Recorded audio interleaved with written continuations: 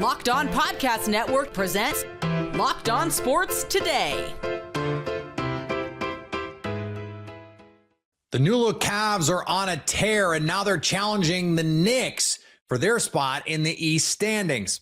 Also, Sidney Crosby's injury at the Olympics threatens the Penguins' miracle season, and the projected number one pick, Fernando Mendoza, will not throw at the NFL Combine, but who cares? I'm Peter Bukowski, starting your day with the can't-miss stories and biggest debates in sports. You're Locked On Sports Today. Searching all major sports. Found. Let's start with the biggest story. The Cleveland Cavaliers have come out of the All-Star break firing on all cylinders now that James Harden has joined the fold, and the Knicks had no chance of slowing them down on Tuesday night. Locked On Cavs host Danny Cunningham reacted to Cleveland's controlling victory over New York. But defensively, this is the group that I think has the highest upside for the Cavs. And you've got Jared Allen out there, who was awesome for most of this game. Evan Mobley, who is, I think, showing signs that he's starting to find his rhythm. Thought he was better in the second half than the first half, but he's always really good defensively. And then Dean Wade is somebody that maybe doesn't get the credit that he deserves as an elite level defender. And if you listen to this podcast, you know how I feel about him.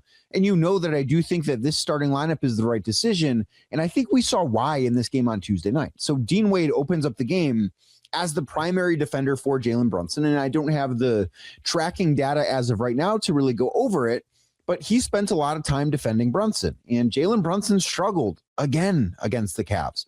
So Brunson finished with 20 points, which did lead the Knicks, on 6 of 19 shooting in 36 minutes. He had 2 turnovers, only had 4 assists, was 3 of 7 from deep, only got to the line 7 times. So the fact that he was 3 of 7 of deep, and I believe at least one of them came on a second chance attempt too, that means that he was 3 of 12 inside the arc, which if you watch a lot of Jalen Brunson, you know he likes to get to those spots, right? He's sort of a throwback player in a sense that he sort of loves that 15-footer to 13-footer, that type of shot that's in the mid-range that you don't see a ton of in the NBA. Jalen Brunson makes a killing on that in today's game. And Dean Wade just did a great job. And it wasn't only Dean. Other guys I thought did a very good job defensively on him. Dennis Schroeder did an awesome job when he defended him too. And just really whoever was defending Jalen Brunson, I thought for the most part did a very good job. And I think that's the biggest reason why the Cavs won this game. Because if Jalen Brunson doesn't have it going on, the Knicks are going to struggle offensively unless they get some outlier performance like we saw on Christmas Day. Because this is not some new thing for the Cavs against the Knicks. This year, in all 3 matchups, Jalen Brunson has struggled offensively against Cleveland. Now, the Knicks are 2-1, and ultimately winning the game is the only thing that matters. But he was 6 of 19 on Tuesday night. On Christmas Day, he was 10 of 25. On opening night, he was 5 of 18. For the season, that is 21 of 62 from the floor against the Cavs. That is 33.8%. The Cavs right now, and the Cavs lost on opening night because they could not get into the paint. The Knicks did a really good job defensively, and the Cavs lost on Christmas Day in part because they couldn't get a rebound in part because Tyler Kolek, who basically was a DNP CD. I mean, he played garbage time, 2 minutes and 42 seconds, and Jordan Clarkson, who played 1 minute in this game because those 2 guys who are not in the rotation for the Knicks anymore torched them. They've done such a good job this year as a whole defending Jalen Brunson, and this was the latest example of it. And part of the reason why I think that Cavs fans should be confident if the Cavs and Knicks square off in the playoffs, because they've got guys they can throw at Brunson. And it wasn't just Dean Wade. As I mentioned, Dennis Schroeder did a good job. Keon Ellis, I think, is really built to defend Jalen Brunson with the length that he has, even if he is giving up a few pounds. I look at all of this and say the Cavs have a defensive formula that works against the Knicks. They just need to be able to rebound.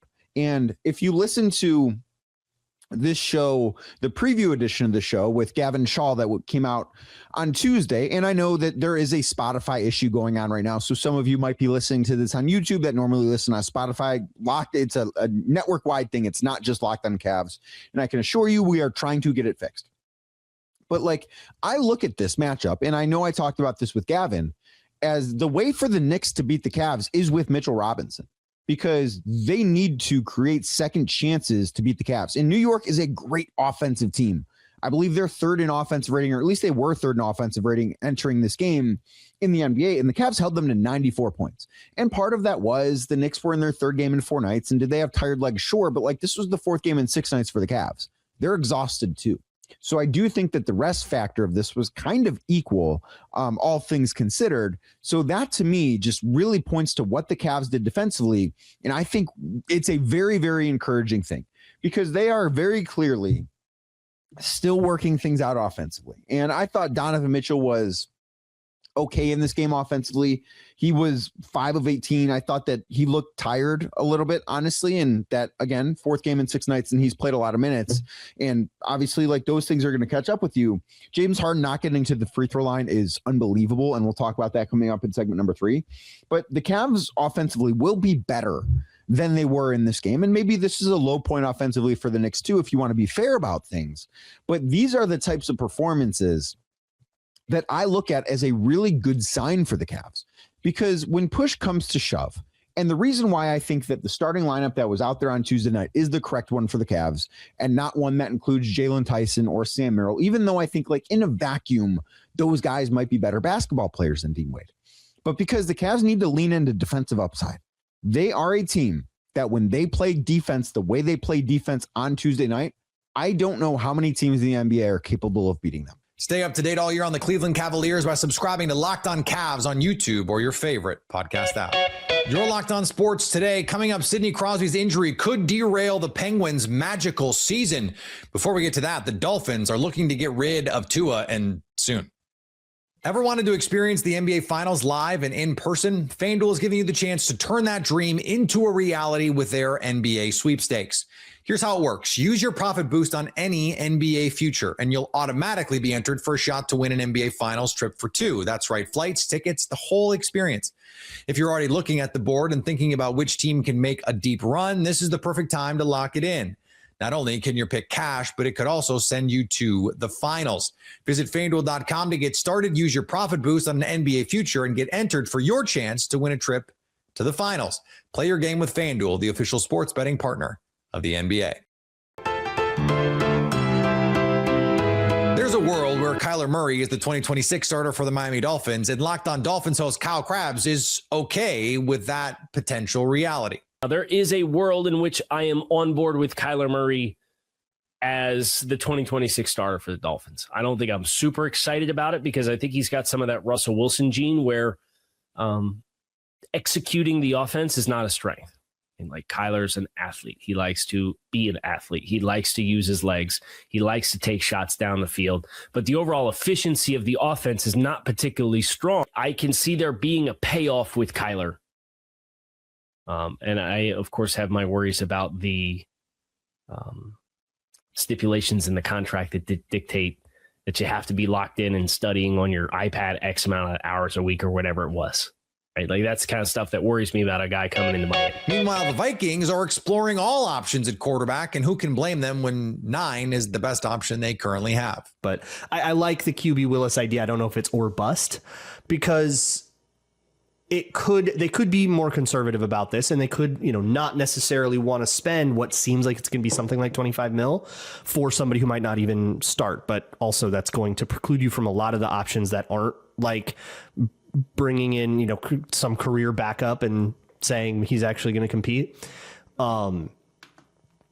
But I think that's the logic that you want, right? That, okay, if McCarthy can beat this guy, great, then you're happy. If he can't beat this guy, then we no longer have this pressure to make it work with McCarthy or else. We have this other avenue.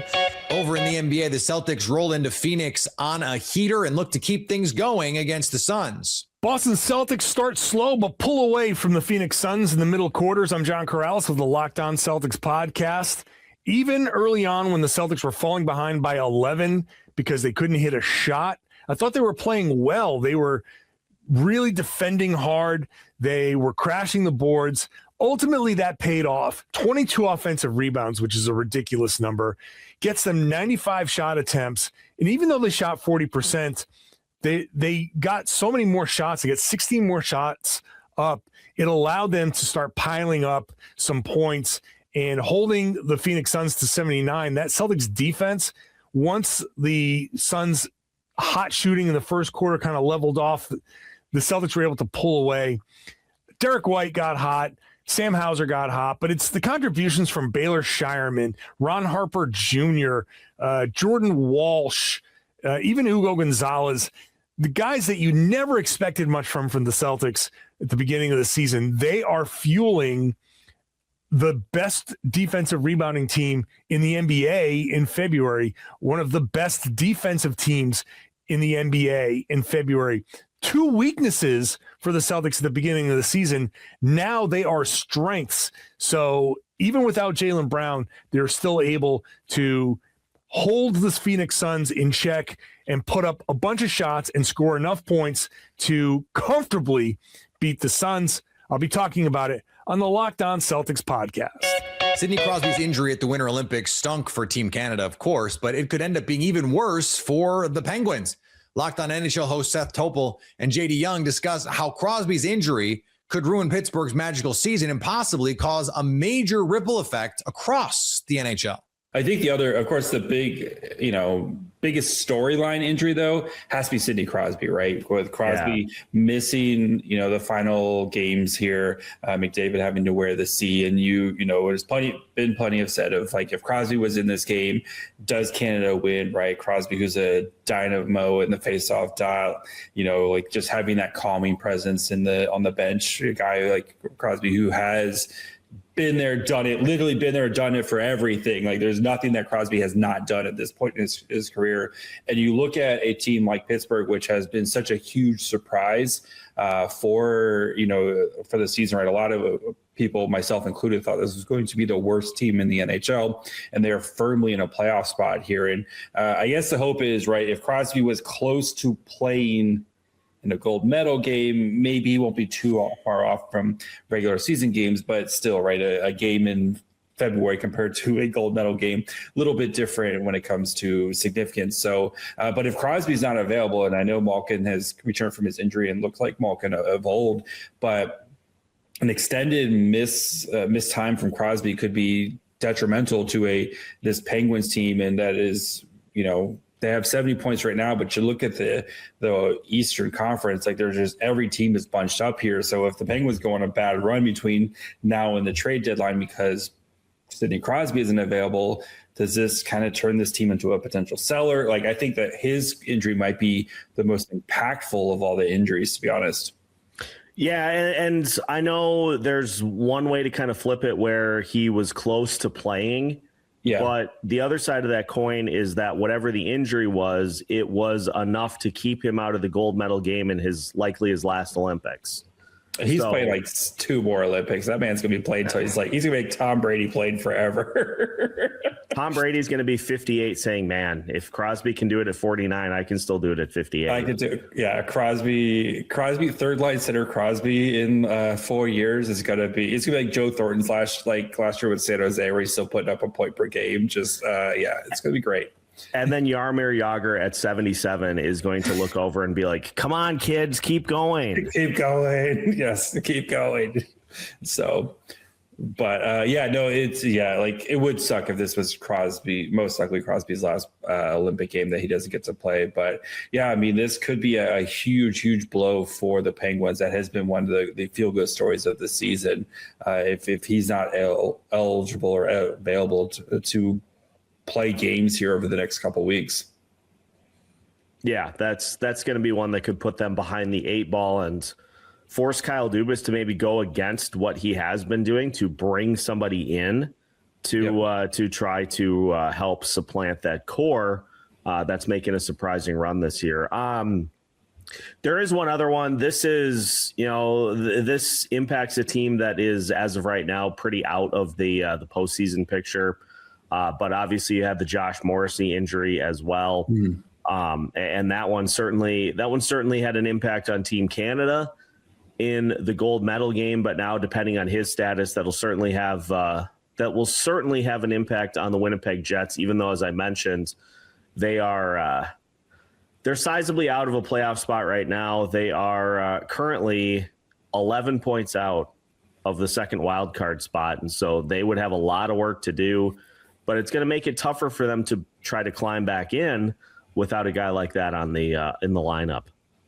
Yeah, you feel for him, right? A guy who would have been a big addition to Canada's blue line. And we were talking about beforehand, just like how the stark difference between the American blue line and the Canadian blue line, just a guy, just inability to puck handlers and puck movers along the Canadian blue line, and having a guy like Morrissey who can do that would have been a huge addition. But for the Jets, right, they're going to be smart about this. And I would assume shut him down for as long as they possibly can for a team that should be in a position to try to utilize their opportunity to draft high this year. So I wouldn't be surprised if Morrissey gets shut down for a while, and they're going to be moving some pieces here at the trade deadline. And maybe Morrissey comes back after the deadline or something like that. But yeah, it's you again, you always feel bad for these guys who get hurt in games like this. And now he's going to be not available for his team, but it's small price to pay, unfortunately. It's part of it. It's a hockey. Like, guys are going to get hurt because it's a fast physical sport. But I think for the Winnipeg Jets, like, it would, if they were in that playoff race, right, or if they were like fighting for the mammoth for that wild card spot, then this would be it would be just a brutal blow for them. But they'll be okay. They got some guys who can try to maybe shine up here to sell off at the deadline. So Logan Stanley, I'm looking at you. Stay up to date all year on the NHL by subscribing to Locked On NHL on your favorite podcast app. Coming up, Fernando Mendoza won't throw at the NFL Combine. And if you're the Raiders, do you even care? Fernando Mendoza, the projected number 1 overall pick in the 2026 NFL Draft, has announced that he will not throw during the NFL Combine. Locked On NFL hosts Tyler Rowland and Lauren Cox say, okay, that's cool, but who cares? But I'm fully on board there again, like we talked about. Now, the question is, Lauren, is there anything that could reasonably happen, barring scandal, massive injury, or anything like that, that if you were the Raiders you would consider coming off of Mendoza as the number 1 pick? No, I mean, the only thing that would happen is like away from the draft, right? You trade for a quarterback like Kyler Murray or Tua or whoever, like, but there's not and then you wouldn't take a quarterback number 1 overall at that point. But like, I don't see any sort of like on-field related thing that would change which quarterback you're going to take number 1 overall. It would just be whether you take a different position because you address quarterback in some other way, but it's too valuable to not just take Mendoza and say, this is clearly the best option. Whether you feel like great compared to previous quarterback classes, doesn't matter. It's like this year, this is the best you can do. So take it and see where it can get you. Yeah, all you could do is go with the options that you have available to you. And, I've seen people say that he would be 4th, 5th compared to, previous year quarterbacks. I know Todd McShay had him 5th behind the 3 that were drafted in 2024 with Williams, May, Daniels, and then had him behind Cam Ward as well. Daniel Jeremiah has him ahead of Cam Ward as a prospect, but behind the 3 from 2024. And finally, the Factory of Sadness provides sadistic entertainment for those who pursue its halls. Cleveland Browns GM Andrew Berry has not given a timetable for a decision about the starting quarterback, but indicated the race will likely boil down to Shedeur Sanders and Deshaun Watson. Yes, the same Deshaun Watson who has barely played, carries one of the largest cap hits in NFL history, and his untoward personal history still looms over every decision the franchise makes. Yuck. Cleveland insists it doesn't need to rush the decision, as if time and not reality is the thing holding them back. Just another reminder that the factory never truly closes. It just resets the line, repackages the pain, and rolls the same uncertainty back into the assembly line for its fans. Coming up, Dan Hurley and the UConn Huskies look to get revenge on Rick Pitino and St. John's with the Big East title hanging in the balance. So at least until tomorrow, stay locked on sports today. Locked On Podcast Network presents Locked On Sports Today.